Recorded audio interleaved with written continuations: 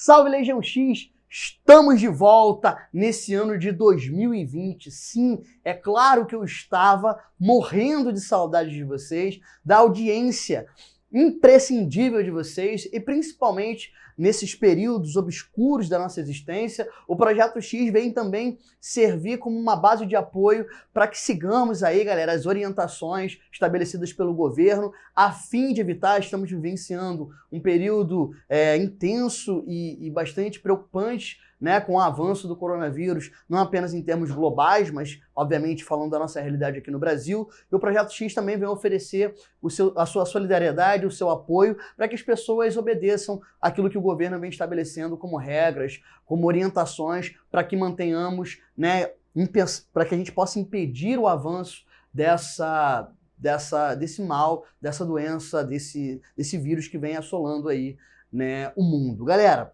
hoje trago um tema principalmente para a galera que vai fazer concurso, seja na área militar, seja para os vestibulares, um concurso que é bastante cobrado e a gente vai associar dois momentos importantes. Nós não vamos falar sobre expansão marítima diretamente ou totalmente sobre a expansão marítima e nem vamos falar sobre o período pré-colonial, sobre todo o período colonial. A gente vai apenas focar na chegada dos portugueses na América no dia 22 de abril de 1500. E a gente já vai começar essa aula desconstruindo o que está no senso comum. Olha como está o título da nossa aula de hoje. O título está Descobrimento do Brasil. Perceba que coloquei descobrimento entre aspas. Por quê? Porque esse conceito de descobrimento já foi colocado por terra há bastante tempo. A gente fala da chegada dos portugueses à América. Por que dizer que a descoberta do Brasil é um equívoco? Porque descobrir significa encontrar algo que não existia. O continente americano simplesmente era desconhecido para os portugueses, mas aqui estava e muito bem habitado, inclusive, por uma população, e os números obviamente não são exatos, de cerca de 90 milhões de povos originários. É melhor utilizarmos esse conceito do que o conceito de indígenas, beleza? As próprias populações originárias preferem essa referência, essa nomenclatura, ao se, obviamente, se relacionar, ao se criar, né, o vínculo com esta terra. A gente vai entender, então, quais foram os meandros que levaram os portugueses a desembarcarem aqui no sul da Bahia no dia 22 de abril de 1500 e também a gente vai entender um pouco as consequências imediatas da chegada dos portugueses. Matéria, então, para você prestar bastante atenção, fazer as anotações e a gente vai entender um pouco esse processo. Para a gente entender, então, a forma como se deu a chegada dos portugueses à América, a gente vai ter que voltar um pouco antes e entender o processo das grandes navegações. A gente não vai desenvolver todos os processos das grandes navegações, mas vamos entender os pontos principais que levaram os portugueses a desbravarem o mar que por eles mesmos e pelos europeus era chamado de o Mar Tenebroso, o Oceano Atlântico. O que provocou essa corrida da burguesia europeia, iniciando por Portugal, para chegar ao comércio mais rico daquele momento no mundo, que era o comércio do Oriente? Bom, vamos entender que a região mais importante do comércio naquele momento era o Mar Mediterrâneo, mas o Mar Mediterrâneo estava sob controle dos italianos. Logo, as burguesias de outras partes da Europa tinham que buscar uma rota alternativa para poder chegar ao Oriente.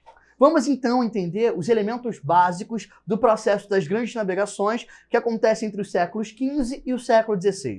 Primeiro, vamos entender que economicamente passávamos pelo processo da transição feudo-capitalista, ou seja, estávamos passando pelo processo de abandono daquela estrutura feudal, onde a gente tinha pouco ou um comércio bastante restrito, e começamos a ver a ampliação das demandas comerciais, principalmente em âmbito terrestre e depois pelo âmbito marítimo. Além disso, a gente percebe que com a ascensão desse primeiro comércio, a gente vê o desenvolvimento de um tipo de prática econômica característica da Idade Moderna, chamado de mercantilismo.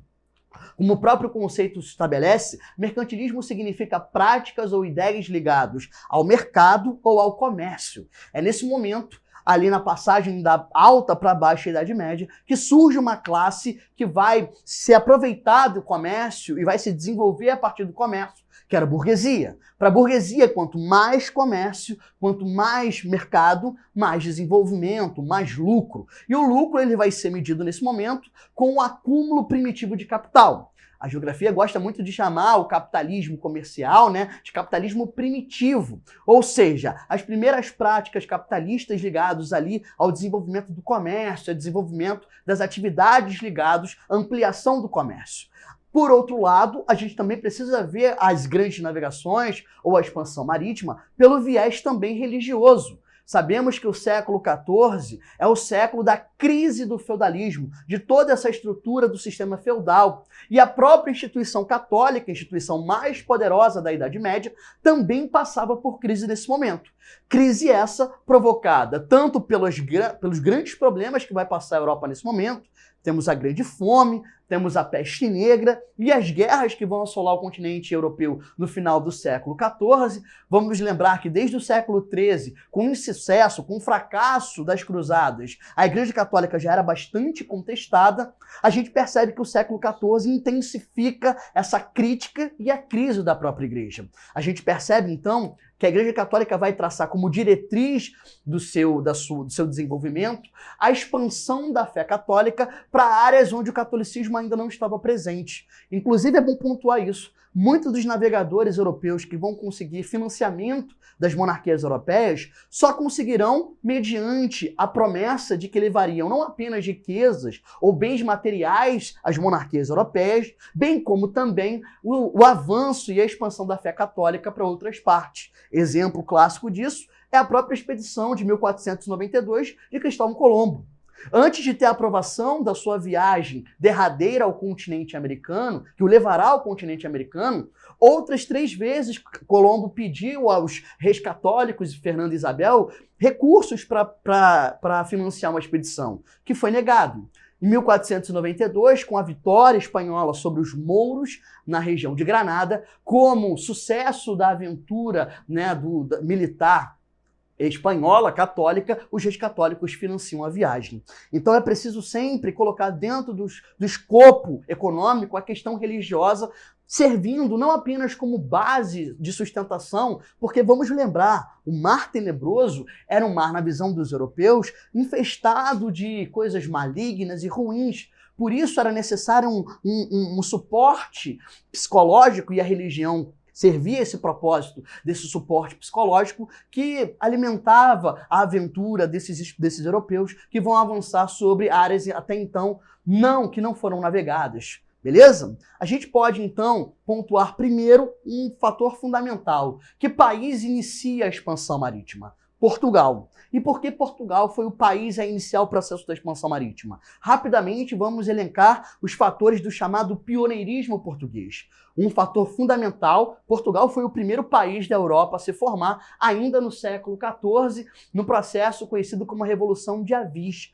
Então a gente pontuou a centralização precoce de Portugal como sendo um fator importante. Enquanto as outras partes da Europa ainda passavam por intensos conflitos de caráter militar, geopolítico, mas também de caráter religioso, Portugal, nesse momento, já está passando por um processo de centralização sobre a dinastia dos Avis, né, entre 1383 e 1385. Isso levou ao fim das guerras, ausência de guerras. Um outro fator importante, havia desde a Baixa Idade Média, lá em Portugal, uma burguesia extremamente forte, que participava do comércio tanto no Mar do Norte, tanto quanto no Mar Mediterrâneo. Portugal sempre serviu como um entreposto comercial muito importante. Para além disso, Portugal era uma área de encontro de vários navegadores, de vários marinheiros. Foi ali que se instituiu o que hoje já é bastante aí questionado, a Escola de Avis, né, sobre os auspícios, sobre os cuidados do infante Dom Henrique.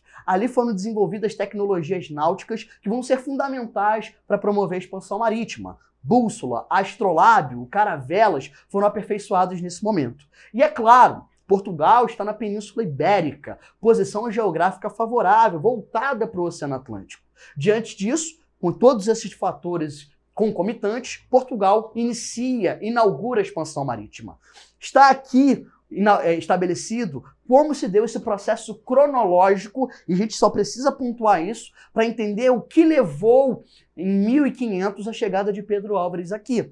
Pedro Álvares Cabral chega em 1500. Mas esse processo ele não foi rápido. A expansão marítima portuguesa não se iniciou e logo depois os portugueses chegaram aqui. Na verdade, esse processo foi um processo longo de quase um século. Se a gente toma como marco inicial a tomada do Ceuta em 1415, a gente percebe o distanciamento cronológico do início da expansão marítima portuguesa até a chegada dos portugueses aqui à América. Lembrando, o objetivo inicial da expansão portuguesa era acessar uma rota alternativa para chegar ao Oriente. Para isso, os portugueses vão ter que costear um continente que para eles era pouco conhecido. Porque os europeus e os portugueses conheciam da África basicamente o norte, aquela parte que toca o mar Mediterrâneo. A parte central e a parte sul do continente africano eram desconhecidos para os europeus. Então, quando os portugueses iniciam essa expansão costeando a costa oeste da África, esse processo para eles é um processo no qual eles vão fazendo o reconhecimento territorial e ao mesmo tempo ampliando o processo da expansão. Eu tenho um mapa e vou mostrar isso para vocês melhor daqui a pouco. Depois a gente tem uma expansão mais a oeste, saindo um pouco da borda da costa africana, chegando à Ilha da Madeira em 1419. Posteriormente, também uma ilha atlântica, Açores, Cabo Verde, 1456. Cabo Verde vai ser tomado como um ponto de referência fundamental no estabelecimento da divisão da América entre Portugal e Espanha. Isso vai acontecer daqui a pouco.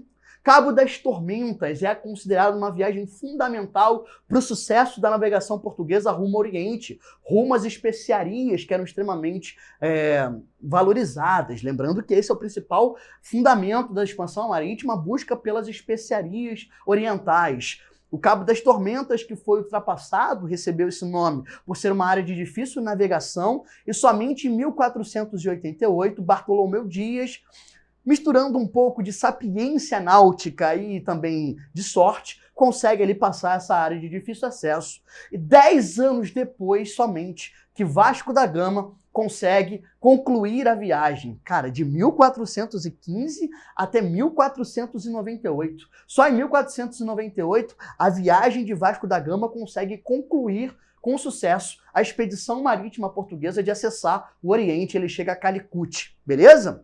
Aí que a gente começa a falar da expedição e desse importante navegador português chamado Pedro Álvares Cabral. Para a gente fazer esse panorama, para a gente fazer essa relação entre a viagem de Vasco da Gama e a viagem de Cristóvão Colombo, eu trouxe esse mapa para vocês que está aqui do lado. Nós temos aí 3 linhas. A linha mais roseada, avermelhada, que mostra as primeiras expedições que eu acabei de explicar no nosso quadro anterior, começando lá no Ceuta, chegando até lá o extremo sul da África, o chamado Périplo Africano, em 1488, com Bartolomeu Dias. De cor um pouco mais acinzentada, nós temos a viagem do Vasco da Gama. Percebam que a viagem do Vasco da Gama já acontece com uma viagem bem mais distanciada da costa africana. Vamos lembrar que no processo de expansão marítima portuguesa, que é o traço mais rosado, os portugueses iam estabelecendo na costa africana o que a gente chama de feitorias, que eram armazéns, fortificações, onde ali os portugueses também fizeram exploração econômica do continente africano, as chamadas especiarias africanas, o ouro africano, o marfim e também escravos. Lembrando, no ano de 1445, no porto de Arguim, foi estabelecido o primeiro porto de tráfico, onde se estabeleceu o tráfico negreiro. Esses primeiros escravos eram levados, sobretudo, para as Ilhas Atlânticas, onde viriam a trabalhar nas lavouras, principalmente de cana-de-açúcar, que foram estabelecidas por lá, beleza? Então a viagem do Vasco da Gama já se estabelece num momento diferente, porque a viagem do Bartolomeu Dias aconteceu em 1488, só que entre a viagem do Bartolomeu Dias e a viagem de Vasco da Gama, em 1492, nós temos a viagem de Cabral, que buscando uma nova rota alternativa, ou seja, não era mais a rota do Mediterrâneo, não era a rota africana, mas uma nova rota, lembrando que Colombo, no século XVI, no final do século XV, início do século XVI, já era um defensor da circunferência terrestre. Então ele objetivava chegar ao Oriente circunnavegando o planeta. Circunnavegação, planeta esférico, século XV, é isso mesmo. O cara no século XV já estava defendendo a terra esférica e hoje, no século XX, tá a rapaziada aí defendendo terra plana. É complicado isso aí. Mas vamos lá. Então, em 1492, nós temos um novo momento na expansão, que é a chamada expansão espanhola. Quando os espanhóis chegam a essas terras novas, que para Colombo é bom que se diga, ele sempre acreditou que tratava-se das Índias, que tratava-se do Oriente, começam a ser assinados uma série de acordos entre as duas potências que inauguraram a expansão, Portugal e Espanha. Esses tratados limites, ou tratados ultramarinos, basicamente visavam estabelecer as áreas de dominação de Portugal e Espanha. Temos nesse momento a Bula Intercoeteira, em 1493, e em 1494, a mais importante desses acordos, o Tratado de Tordesilhas, que estabelecia como marco de ocupação territorial 370 léguas a oeste de Cabo Verde, como terras espanholas, e a outra parte, terras portuguesas. Por isso que a viagem do Vasco da Gama ela se dá muito mais a oeste da costa africana do que as viagens anteriores, porque os portugueses já nesse momento objetivavam estabelecer a dominação das terras estabelecidas pelo Tratado de Tordesilhas. No entanto, é somente com a viagem posterior à de Vasco da Gama, com Pedro Álvares Cabral, que de fato esse objetivo é alcançado. Eu já estou aqui estabelecendo o que hoje é um conceito, é uma ideia mais defendida pela historiografia, de que havia intencionalidade na viagem de Cabral de se estabelecer o resguardo de terras que foram estabelecidas pelo Tratado de Tordesilhas. Até porque, amigos, antes da chegada de Cabral, nós já temos documentos, já há documentos, então a história, é importante lembrar, é uma área que trabalha com documentos, há documentos, há relatos de náufragos que chegaram ao continente americano antes das chamadas viagens inaugurais. Beleza? Isso é um ponto para você guardar no seu coração. Show de bola? Então a gente percebe que a viagem do Cabral, que está de azul mais claro, tem uma linha muito mais acentuada para o oeste, mais acentuada ainda do que a viagem de Vasco da Gama. Só que percebam que a linha azulada, ela dá continuidade, porque Cabral, ele fica pouco tempo aqui no Brasil e ele dá continuidade, porque o objetivo da viagem, ou parte do objetivo da viagem dele, era consolidar a hegemonia portuguesa no comércio oriental. Parte da expedição fica aqui e parte segue, dá continuidade ao Oriente. Amigos, foram 13 caravelas. Era gente a beça envolvida nessa expedição. Por isso, é considerada, naquele momento, foi considerada a maior viagem até então organizada. Vamos dar continuidade, então. Aqui atrás de mim, temos, então, a viagem da chegada, o descobrimento do Brasil, a chegada de Cabral em Porto Seguro em 1500. Obra de Oscar Pereira da Silva. Essa obra foi feita em 1900, ou seja, 400 anos depois da chegada de Cabral ao Brasil, naquele contexto de formação, né, da história do Brasil, de uma formação oficial da história do Brasil, consolidação republicana. Então é um momento de criação dos marcos fundadores e é claro que a gente tem que falar desse marco que é a chegada dos portugueses aqui.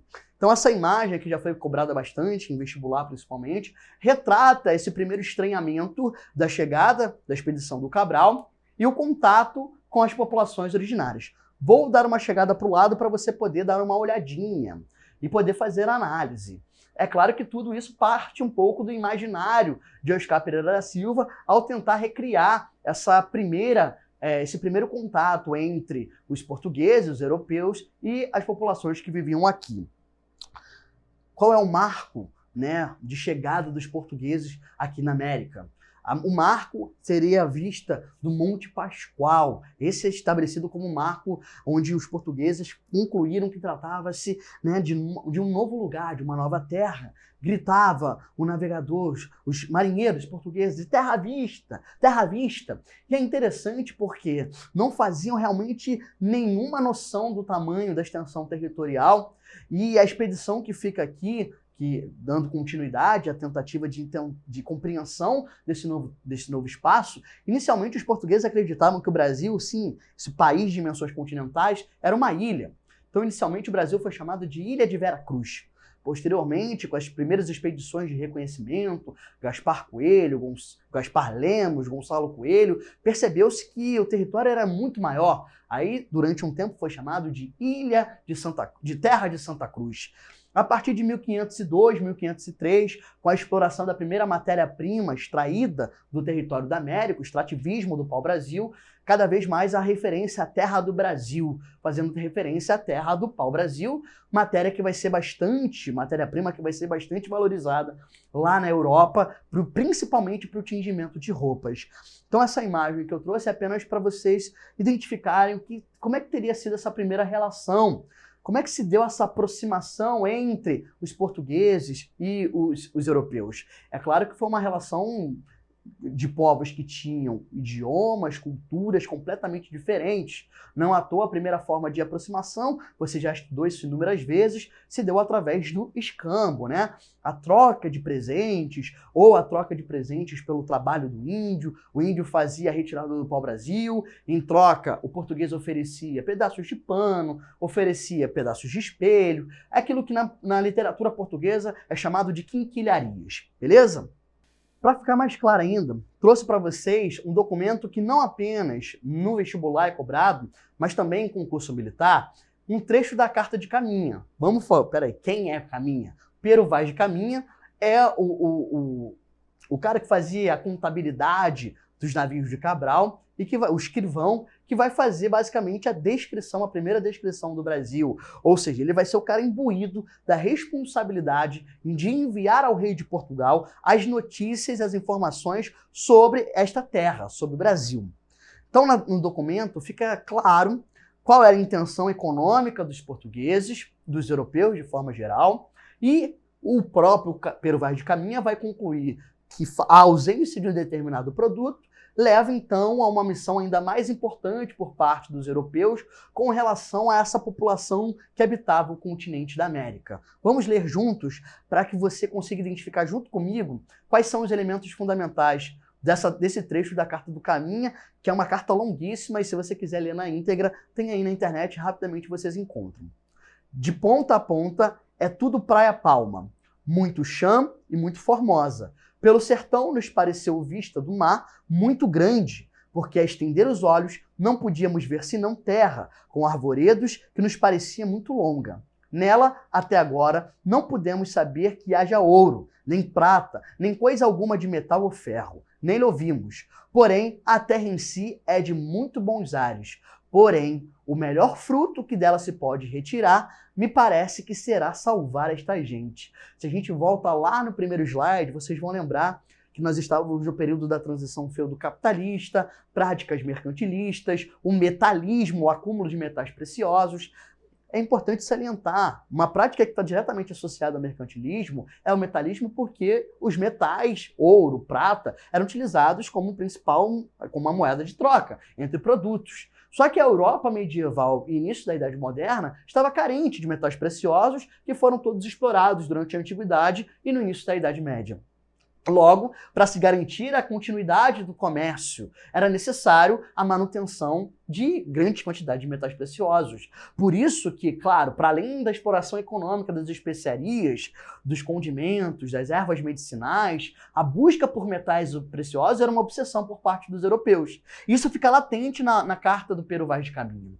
Sendo essa matéria ausente na terra do Brasil, era necessário então que a outra missão, que nós também analisamos anteriormente, fosse então colocada em primeiro lugar, ou seja, a salvação da população autóctone, a salvação da população, entre aspas, indígena. Lembrando que essa referência indígena ela é equivocada porque Colombo, lá na sua primeira expedição, acreditou ter chegado às Índias. Logo, a população que vivia naquela parte que ele chegou eram os índios. Essa nomenclatura equivocada acabou se tornando conceitual, acabou sendo utilizada a larga escala e se mantém, mesmo que bastante questionada até os dias atuais. Então a Carta do Pero Vaz de Caminha nos chama atenção por três aspectos principais.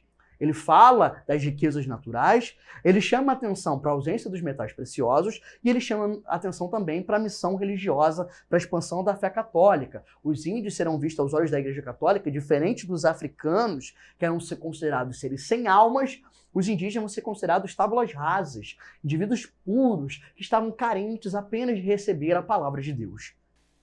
Então temos aqui atrás a imagem de Vitor Meirelles, umas imagens também que fundamentam ali os marcos iniciais da história do Brasil, os mitos fundadores.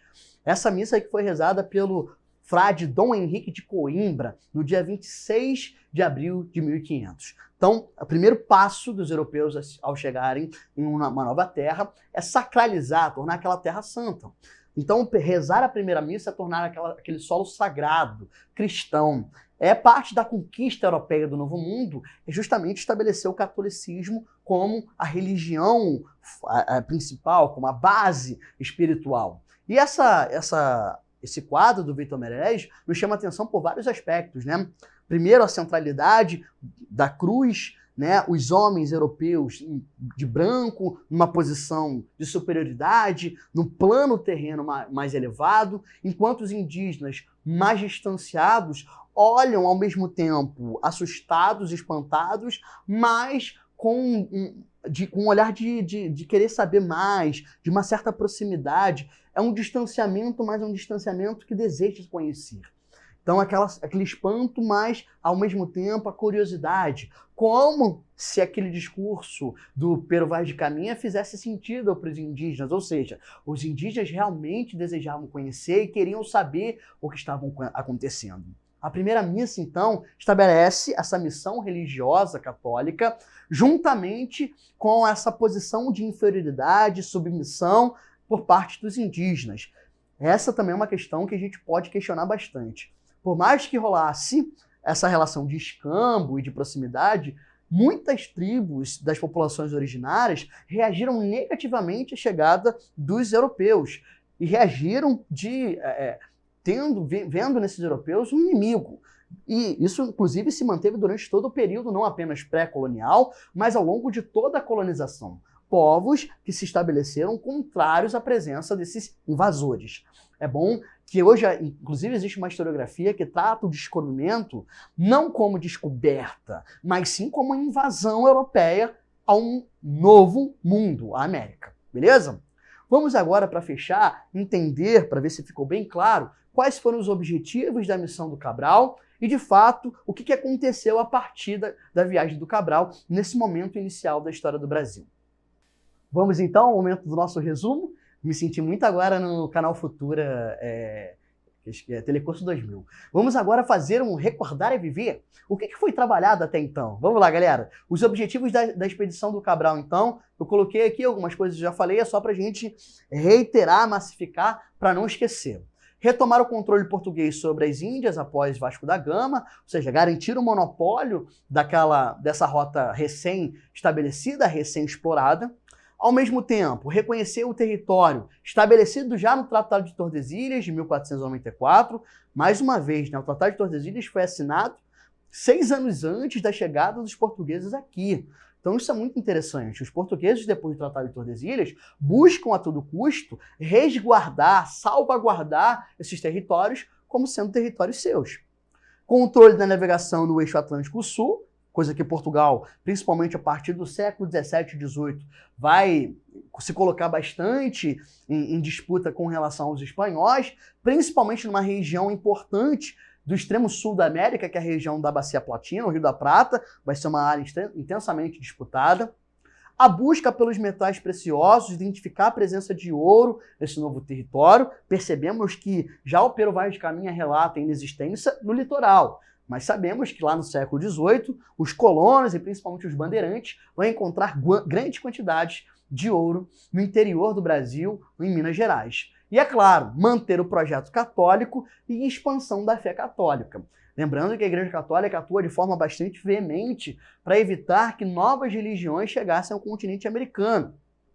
No caso do Brasil especificamente não, mas no caso da América Espanhola a gente vai ter a presença do Tribunal de Santo Ofício. Aqui na América Portuguesa a gente vai ter simplesmente a representação de algumas símbolos do Santo Ofício, mas não de fato o estabelecimento. Mas uma grande intolerância por parte da Igreja Católica, não apenas as religiões protestantes, que logo vão surgir, logo depois da chegada dos europeus aqui, só a gente tomar 1517, as 95 teses de Martinho Lutero, apenas 17 anos depois da chegada de Cabral aqui, e aí essa intensificação da disputa entre católicos e protestantes, a intolerância católica, inclusive as religiões originárias, africanas ou mesmo americanas, e a imposição da fé. A gente pode traduzir ou pode resumir a presença católica no Novo Mundo como uma relação de extrema violência e opressão. Não apenas as populações originárias, mas todos aqueles europeus que professavam qualquer tipo de outras religiões. Os judeus serão perseguidos e serão compulsoriamente convertidos, chamados de cristãos novos, muito importantes inclusive na economia açucareira, e os outros estrangeiros, como holandeses e ingleses posteriormente, também serão bastante oprimidos e violentados com relação à sua fé. Talvez um ponto que eu não tenha colocado, mas que cabe ressaltar, a dizimação, o genocídio das populações indígenas com a presença europeia, principalmente a partir de doenças. Como eu falei no início da aula, nós tínhamos uma população de cerca de 90 milhões de pessoas que habitavam o continente americano e que foram dizimadas com a presença europeia. Heranças que até hoje nós convivemos e que temos que lidar. E mais importante do que isso, né? Precisamos nos resolver com o nosso passado. Uma hora o sol há de raiar e brilhará um novo dia. Tema de uma próxima aula. Beijos!